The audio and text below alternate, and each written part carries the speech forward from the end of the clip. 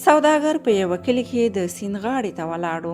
د کب نیونې یوه بیړۍ یې ناببره خواته ودرېده. یو ځوان له بیړۍ ښکته شو. 3-4 کبان یې هم په لاس کې نیولي وو. سوداګر ورنږدې شو. له ځوان کب نیونکي یې وپوښتل په څومره وخت کې دې دا کبان ونیول؟ ځوان ځواب ورکړ په ډېر لږ وخت کې. سوداګر وویل نو ولې دې ډېر صبر ونه کړ شي؟ زیات کبان دې نیولي وای. کب نیونکی ځواب ورکړ بس همدا مې د کورنۍ بس دي. سوداګر وویل ورځ څنګه تیروي؟ کب نیونکي وویل تر ډېره وخته ویده یم، بیا راځم همدلته یو څو کبان نیسم، کور ته ځم، یو څو شېبې له خپلو ماشومانو سره تیروم، بیا کلي ته وځم او له خپلو دوستانو سره چکر وهم، بس همداسې ژوند تیروم.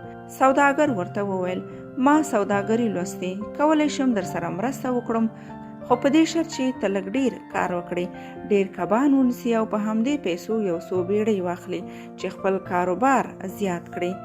ځوان ورته وویل هغه څنګه؟ سوداګر ځواب ورکړ د دې پر ځای چې 2-3 ځلې کبان نیسي او پرې بسنه کوي، یو څه خواري کوه، ځان ته یوه فابریکه جوړه کړه او تولیدات یې لا پسې زیات کړه، بیا کله پرېږده او یو لوی ښار ته لاړ شه، خپل سوداګري لا پسې پراخه کړه. ځوان ورته وویل دا چاره به څومره وخت ونیسي؟ سوداګر ورته وویل 20-25 کاله.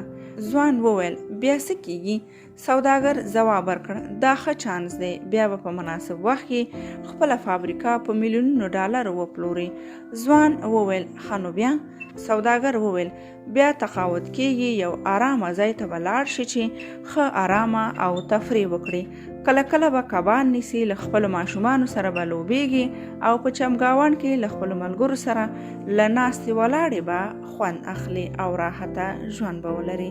کب نیونکی ځان سره وویل چې داسې زندګي خو مې همدا اوس ده، نو دا دومره خواري د څه لپاره؟